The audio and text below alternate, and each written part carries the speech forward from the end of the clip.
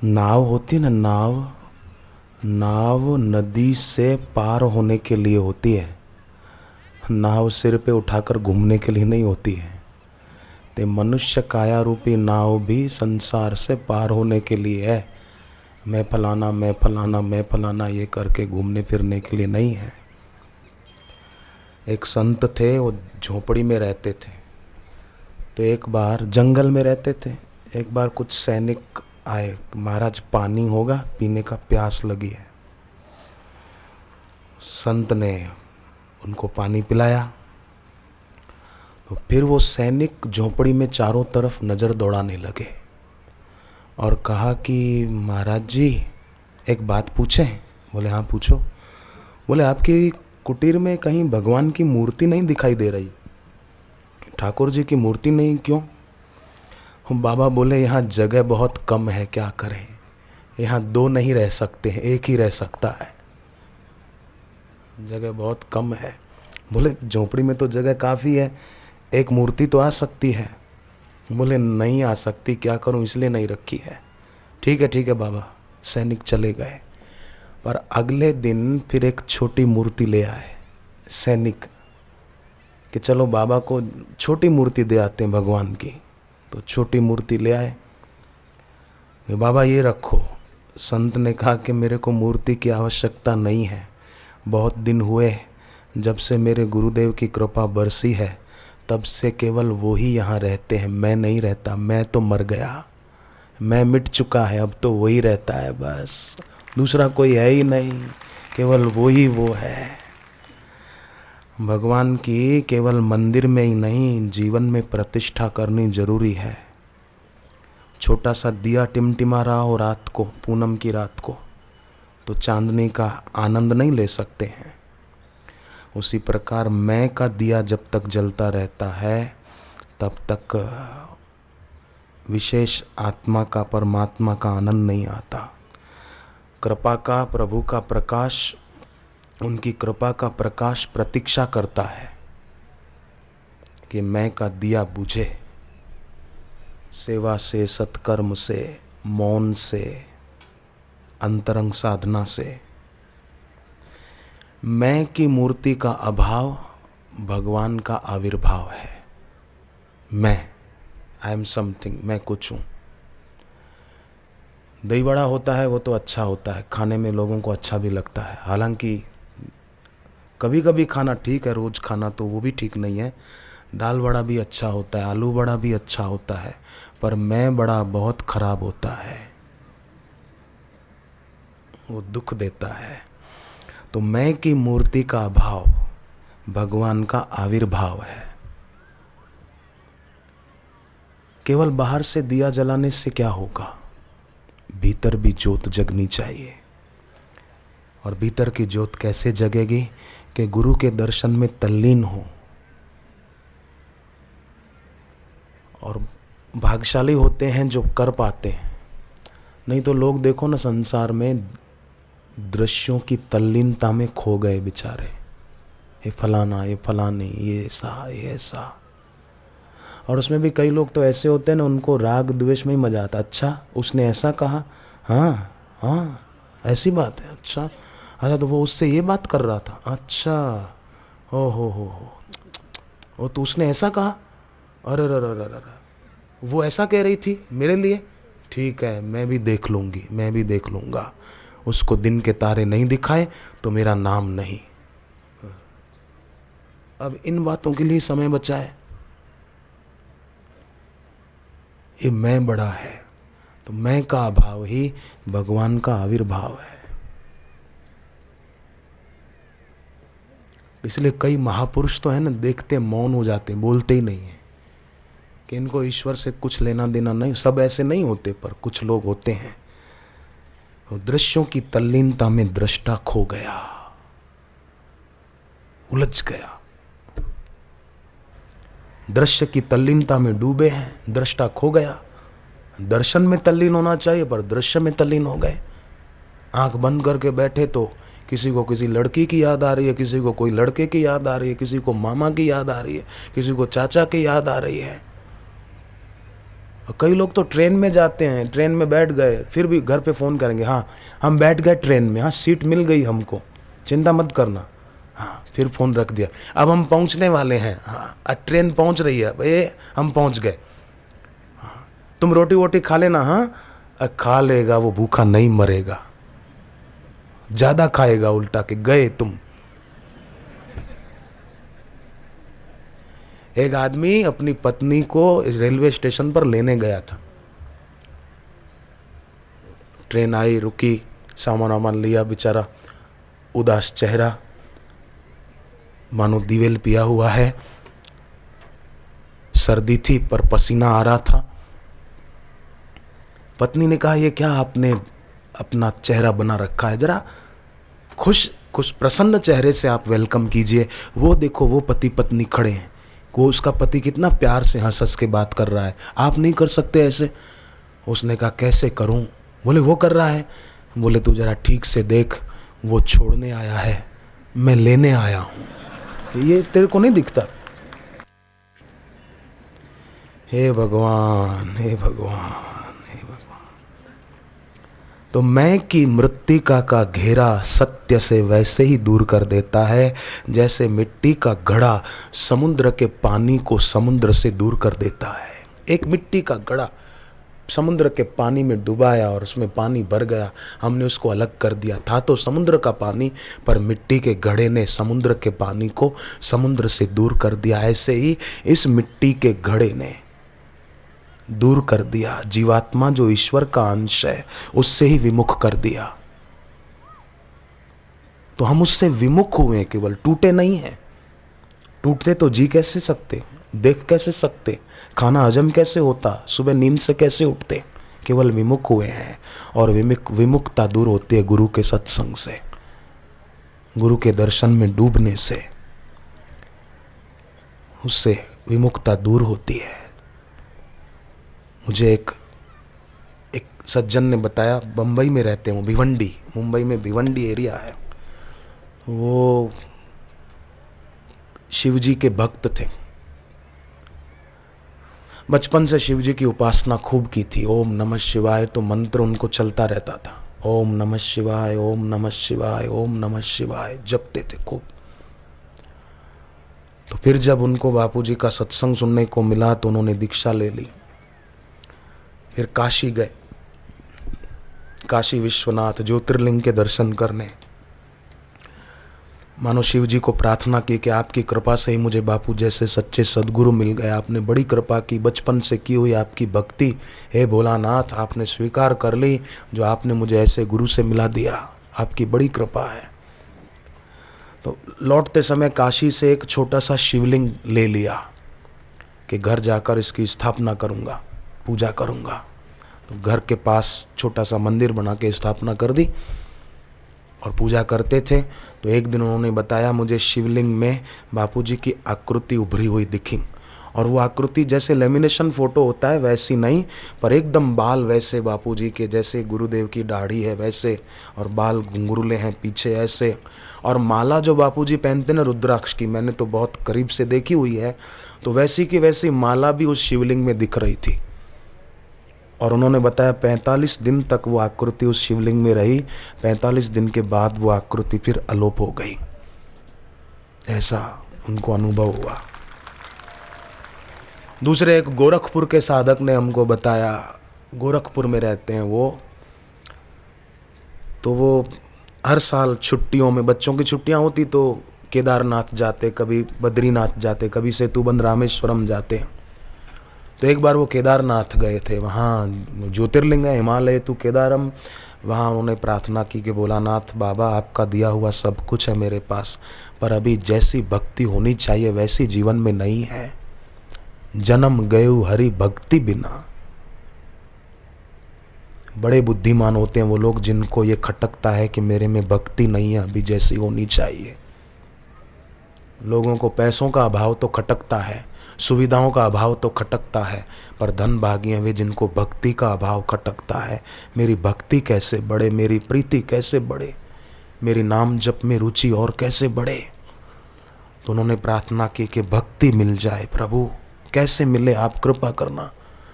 दर्शन करके प्रार्थना करके लौटे।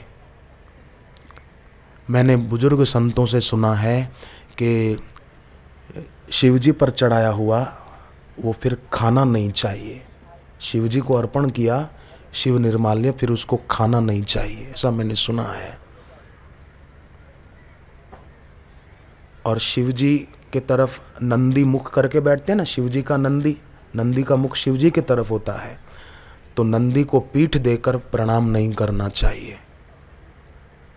शिवलिंग के दर्शन किए, प्रणाम किया, जब जा रहे हैं तो नंदी जहाँ विराजमान हो, नंदी के कान के तरफ अपना थोड़ा मुंह करके अपना संकल्प दोहराना चाहिए। जैसा आप चाहते हैं वैसा नंदी के कान के तरफ मुंह करके बोलो कि हमारा ये संकल्प है, ये पूरा होके रहेगा। ओम नमो नंदीश्वराय, ओम नमो नंदीश्वराय, ओम नमो नंदीश्वराय, ओम नमो नंदीश्वराय, ओम नमो नंदीश्वराय, ओम नमो नंदीश्वराय।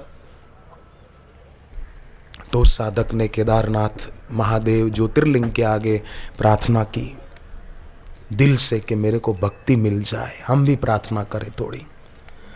नमः शिवाय, ओम नमः शिवाय, नमः शिवाय, ओम शिवाय, नमः शिवाय, ओम नमः शिवाय, नमः शिवाय, ओम नमः शिवाय, नमः शिवाय, ओम नमः शिवाय, नमः शिवाय, ओम नमः शिवाय। हे गुरुदेवा, हे महादेवा, हर हर भोले नमः शिवाय।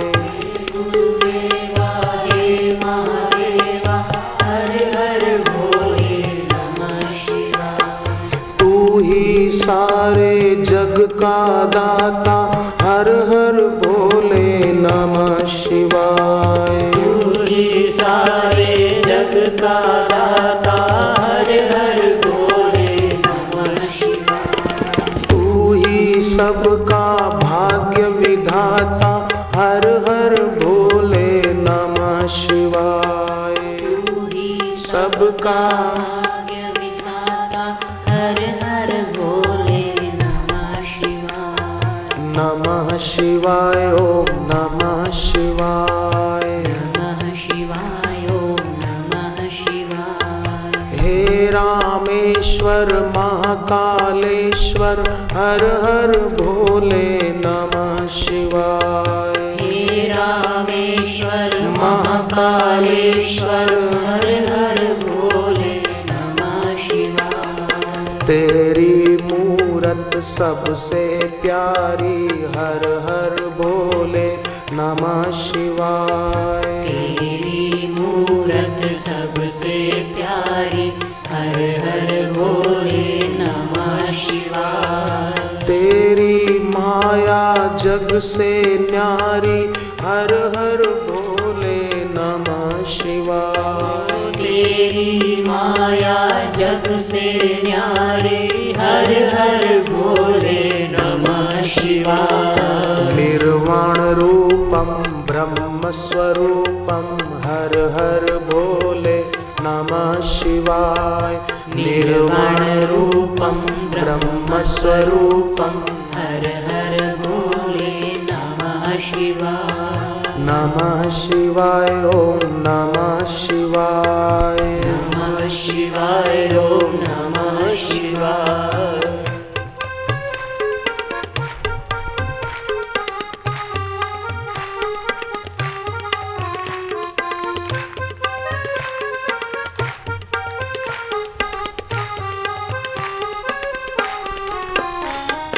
आशुतोष तुम अवधर दानी, हर हर भोले नमः शिवाय।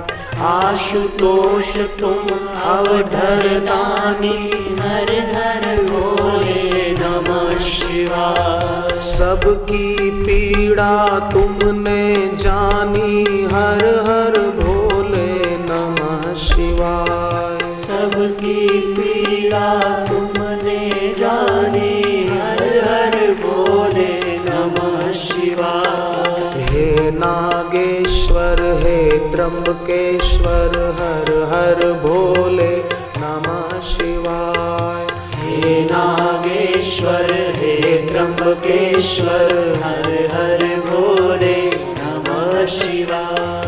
हम तेरे और तू है हमारा, हर हर बोले नमः शिवाय। हम तेरे और तू है हमारा, हर हर बोले नमः शिवाय। तुम ही हो हम सबका सहारा, हर हर भोले नमः शिवाय। तुम ही हो हम सबका सहारा, हर हर बोले नमः शिवाय। नमः शिवाय ओम नमः शिवाय। ओम नमः शिवाय। इस प्रकार उन्होंने प्रार्थना की। ओम हौम जुम सः ओम भूर्भुवस्वः ओम त्र्यंबकं यजामहे सुगंधिं पुष्टिवर्धनम् उर्वारुकमिव बन्धनान् मृत्योर्मुक्षीयमामृतात्। ओम स्वः भुवः भुः ओम सः जुं होम ओम। मृत्युंजय महादेव त्राहि मां शरणागतं। जन्म मृत्यु जरा व्याधि संसार भयनाशनम्। अन्यथा शरणं नास्ति त्वमेव शरणं मम। तस्मात् कारुण्य भावेन रक्ष रक्ष परमेश्वरः। गतं दुःखं गतं पापं गतं दारिद्र्यमेव च आगता सुख संपत्ति पुण्योऽहं तव दर्शनात् पुण्योऽहं तव दर्शनात्। प्रार्थना करके लौटे केदारनाथ से गौरी कुंड से गाड़ी पकड़ी अपनी। पैदल जाना पड़ता है ना 14 किलोमीटर। गौरी कुंड से कार में बैठे अपनी ऋषिकेश पहुँचे। ऋषिकेश में गाड़ी के लिए कुछ सामान लेना था कुछ, तो गए एक दुकान पर। तो उस दुकान पर बापूजी के सत्संग की कुछ कैसेटें पड़ी थी। तो पूछा कि ये कौन महाराज जी की कैसेटें हैं। कुछ सोचा कि कुछ ले लूँ, गोरखपुर तक जाते जाते कार में सुनेंगे। तो ले ली। तो 4 कैसेटें थी गुरुदेव के सत्संग की। मोक्ष का मार्ग, मौत की मौत भाग 1 2 और एक दूसरी कैसेट थी। ऐसे 4 कैसेटें ले ली और सुनी। बड़ा आनंद आया। फिर तो घर पहुंच के फ़ोन लगाया अहमदाबाद आश्रम के बापूजी के दर्शन कब होंगे, हम दीक्षा लेना चाहते हैं, कब हमको मिल पाएगी। तो पता चला गुरु पूर्णिमा के पर्व पर दीक्षा देंगे गुरुदेव। तो पहुंच गए वो। जिसके जीवन में दीक्षा नहीं हो तो पशु है पशु। इंसान कैसा हो, जैसे मकान ऊंचा बनाना हो तो नींव मजबूत चाहिए, ऐसे ही जीवन में अपना कल्याण करना हो तो गुरु की दीक्षा रूपी नींव चाहिए। नींव बड़ी पक्की नींव है वो। नींव के बिना इमारत कहाँ टिकेगी। गुरु की दीक्षा के बिना कल्याण कैसे होगा भाई। पशु है पशु, 2 पैर वाला पशु है, भले 4 पैर नहीं है। जंजीर गले में नहीं है पर वासना की जंजीर से बंधा हुआ है वो। कैसे उसका कल्याण होगा। मिट्टी के दिए में जोत जलाते हैं वो दिखती है, परंतु इस मिट्टी के दिए की जोत दिखती कहाँ है। वो तो दीक्षा लेकर साधना करे, बराबर जरा प्रीति पूर्वक आगे बढ़े तो वो जोत दिखेगी।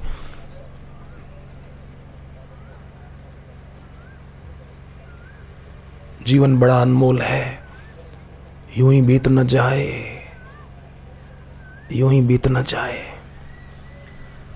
तो अभी उनके जीवन में बहुत बहुत भक्ति बढ़ गई। बोले मैं तो केदारनाथ प्रार्थना करके आया और शिवजी ने कितना जल्दी प्रार्थना सुन ली।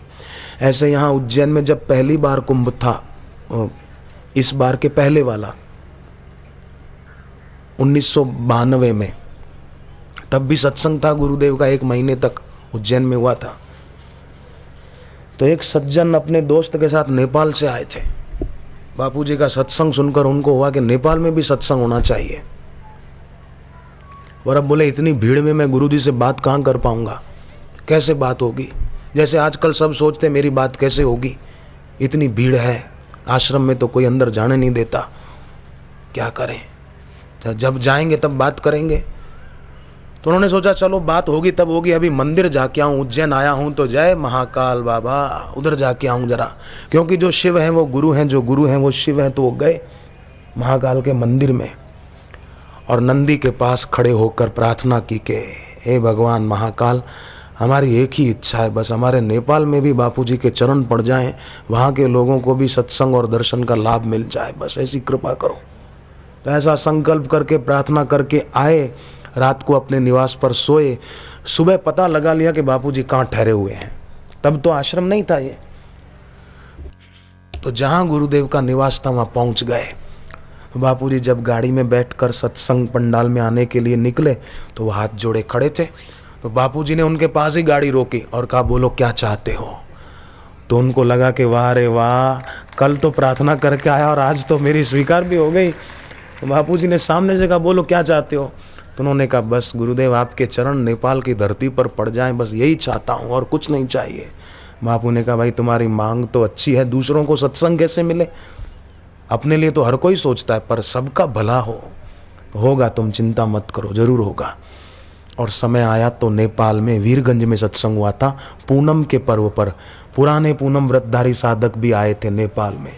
जो पुराने पूनम व्रतधारी हैं जो आए थे वो हाथ ऊपर करें। वीरगंज में पूनम व्रतधारी आए थे, कुछ बहनों के हाथ ऊपर हैं, भाइयों के हाथ ऊपर हैं, कुछ बहनें हाथ ऊपर करो फिर से।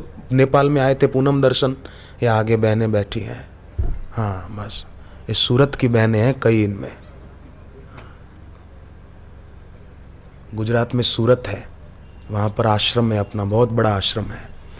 वहाँ के साधकों की सेवा की ऐसी भावना है कि एक साल में 3 या 4 कार्यक्रम होते हैं, एक साल में। बापूजी कई बार कहते हैं कि सूरत में एक कम करेंगे, परंतु सूरत के भक्तों की भावना ऐसी है कि कम नहीं होता है। वो अपनी भक्ति से खींच लेते हैं गुरुदेव को।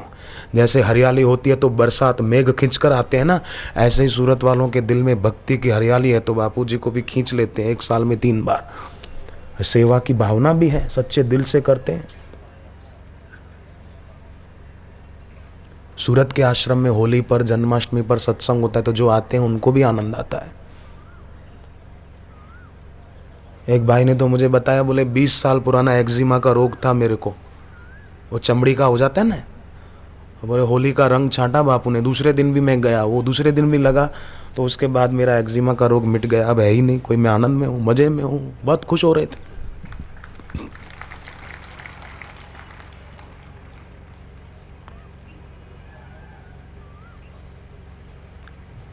भक्ति में बड़ी शक्ति है। पति नाराज रहता है तो पत्नी पति के पैर छू ले मन से कि वाह पति देव, भूल हुई तो माफ़ कर दे, राम राम। पति के पैर छू ले मन से ही फेरे फिर ले कि पति देव प्रसन्न भव, राजी होइए। पत्नी देवी नाराज हो तो पत्नी को कहें कि देवी या देवी सर्वभूतेषु प्रसन्न होइए। अच्छा रहेगा, घर में शांति रहे, झगड़ा क्यों हो। एक महिला मायके गई थी, उसका पति घर पे था तो मेहमान आ गए अचानक। तो पति इतना तो जानता था, चाय बनाना जानता था। चाय बनाई, मेहमानों को दी, चखी तो थूक दी, थू है, चाय में नमक डाल के ले आए भाई साहब आप। उसने कहा अरे माफ़ करना, छोड़ो मैं दूसरी बना देता हूँ। जांच की तो देखा जिस डब्बे पर नमक का स्टिकर था उसमें शक्कर थी, और जिस पे शक्कर का स्टिकर था उसमें नमक।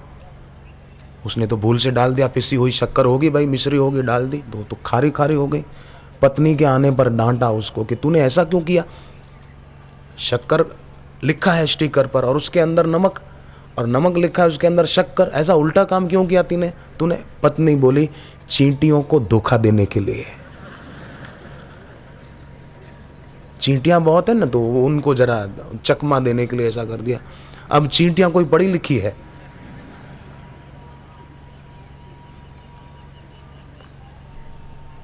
चींटियां भी जहां शक्कर होगी वहीं पहुंच जाती है। पर इंसान बेचारा ऐसा चींटियों से भी गया बीता कि जहां सुख नहीं है वहीं सुख ढूंढता है। पर साधक जो सत्संगी हो जाते हैं, भगवान नाम जप करते हैं, वो तो जहां सुख नहीं है वहां सुख ढूंढते नहीं है। जहाँ वास्तविक सुख है वहीं भीतर गोता लगाते हैं।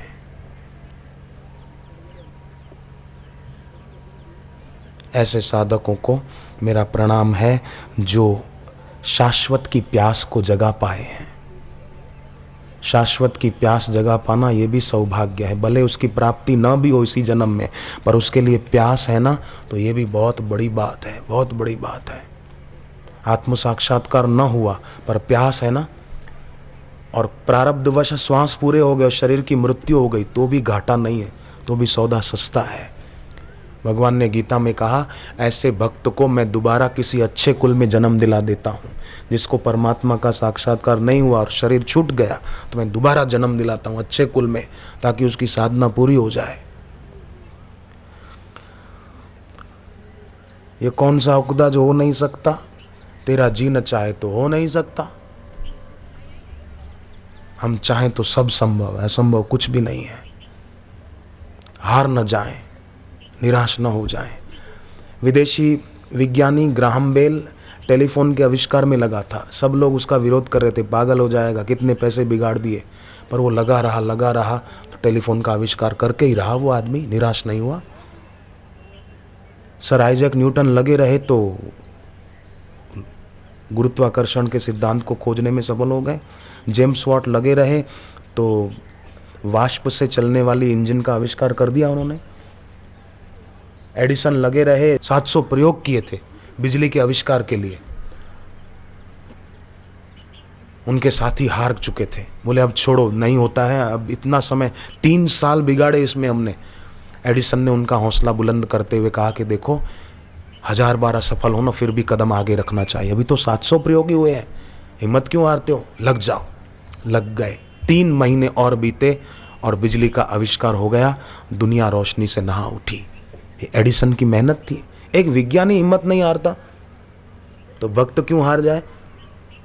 कुछ भी हो जाए, निराश नहीं होंगे।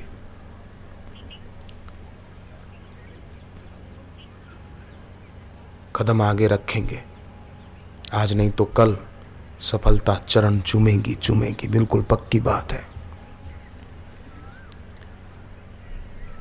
विभीषण जी से हनुमान जी बात करके आगे बढ़े। विभीषण को बहुत बहुत सांत्वना दी। सचमुच किसी का दुख दूर नहीं कर सकते तो किसी को उसका दुख थोड़ा कम तो कर सकते हैं। बिल्कुल दूर नहीं कर सकते, पर उसको सांत्वना भरे 2 मीठे शब्द कह के दुख कम कर सकते हैं। जिसके जीवन में दुख है ना, उसका दुख मिट सकता है, पक्की बात है। पर जो दूसरों को दुख देता है ना, उसका दुख कभी मिट नहीं सकता। जो दूसरे को सताता है, उसका दुख कभी नहीं मिट सकता। इसलिए किसी को भी दुख नहीं देना चाहिए। कोई अपने व्यवहार से दुखी हो, उसको मन में ठेस पहुंचे, पीड़ा हो, ऐसा काम नहीं करना चाहिए, ऐसी बात नहीं करनी चाहिए। बापू जी के जीवन में देखो, लाए लाठी भाला चाकू, वो तो लाठी भाला चाकू लेकर आए, पर बापूजी ने उनको कुछ कहा, एक दृष्टि देखे सभी चले शांत गंभीर। एक गुरु अपने चेले के साथ गए, शाम हुई तो एक खेत में आराम करने लेटे और कहा कि बेटे ज़्यादा बोलना नहीं, चुपचाप आराम कर तू। इतने में किसान आया, खेत का मालिक आया। है बोले कौन हो तुम? तो वो चेला जरा रजोगुणी था, अभी पूरा सात्विक नहीं हो पाया था। है बोले किसान, देखता नहीं हम लोग साधु महात्मा है, और तू साधु महात्माओं के साथ ऐसे बात करता है, तेरे को तमीज नहीं है, ऐसा है वैसा है। तो किसान बोला कि तुम भी काहे के साधु महात्मा, तुम ऐसे बात करते हो, ये है वो। झगड़ा हो गया। किसान ने 1-2 लट जमा दी।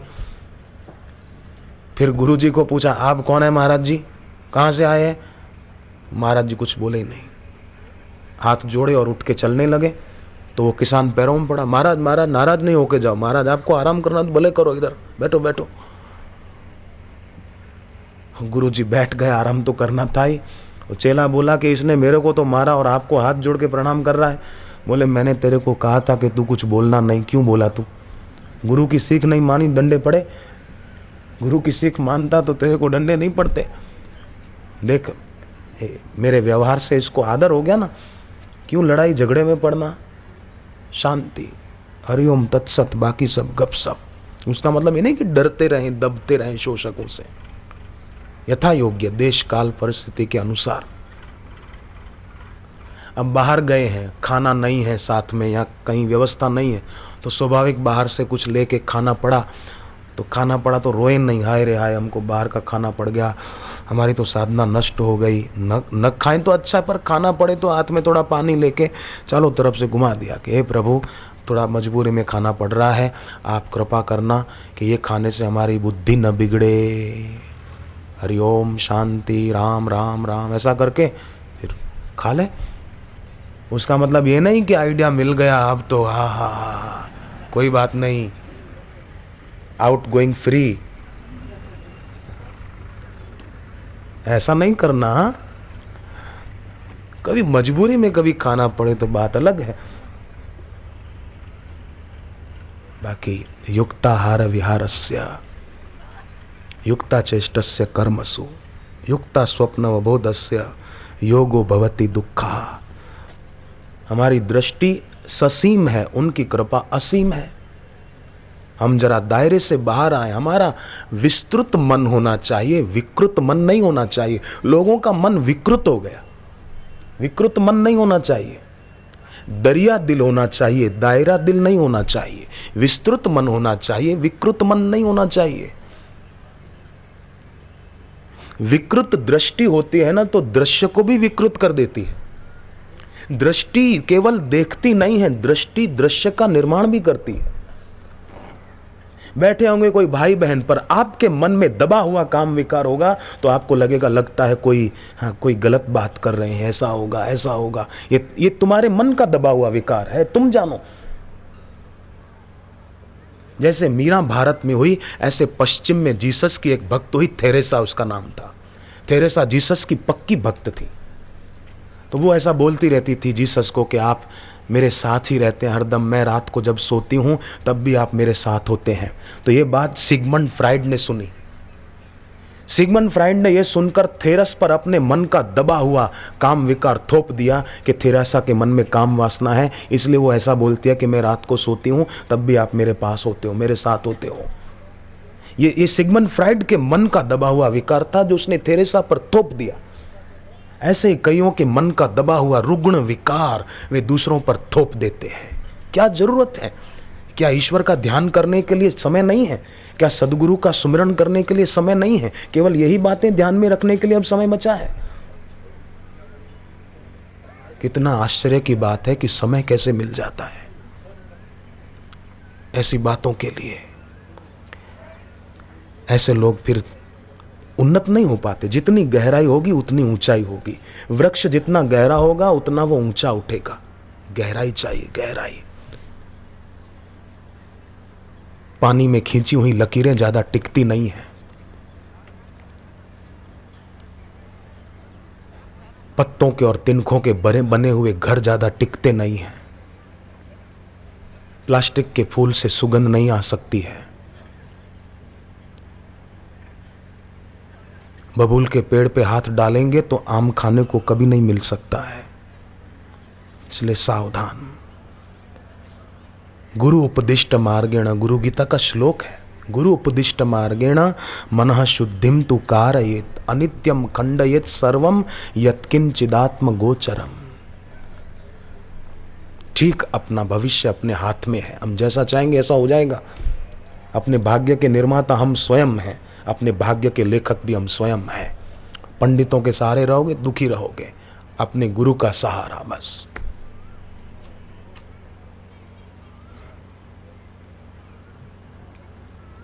एक आदमी ने अपने बेटे की जन्म पत्री दिखाई। ज्योतिषी ने, पंडित ने कहा कि आहा, आपके बेटे का भाग्य तो क्या कहना, क्या कहना। इसके चारों तरफ गाड़ियां घूमेगी, गाड़ियां। बाप खुश हो गया कि वाह वाह, मेरा बेटा ऐसा बड़ा आदमी होगा, चारों तरफ गाड़ियां घूमेगी। अच्छा बताओ तो कौन सी कंपनी का मालिक बनेगा? बोले सिपाही बनेगा, ट्रैफिक पुलिस बनेगा। चौराहे पे खड़ा होगा, चारों तरफ कारें घूमेगी, चारों तरफ। पंडित भाग्य नहीं बना सकता, वो भाग्य का बता सकता है। पर गुरु के चरणों में बैठकर साधना उपासना करें तो भाग्य संवर सकता है। बिगड़ी तकदीर संवरती है। देखो, परमात्मा गीत गाने को तैयार है। कोई भी गायक होता है ना, उसको गीत गाना हो, कोई भजन गाना हो, तो संगीत वाले को सुर देना पड़ता है ना, तो गाने वाले को सुविधा रहती है। ऐसे ही भगवान भी आशीर्वाद का गीत गाने को तैयार है, हम खाली थोड़ा सुर दे दें उसको। जैसे संगीतकार सुर देगा तो मुझे गाने में सुविधा रहेगी। सुर देना भाई।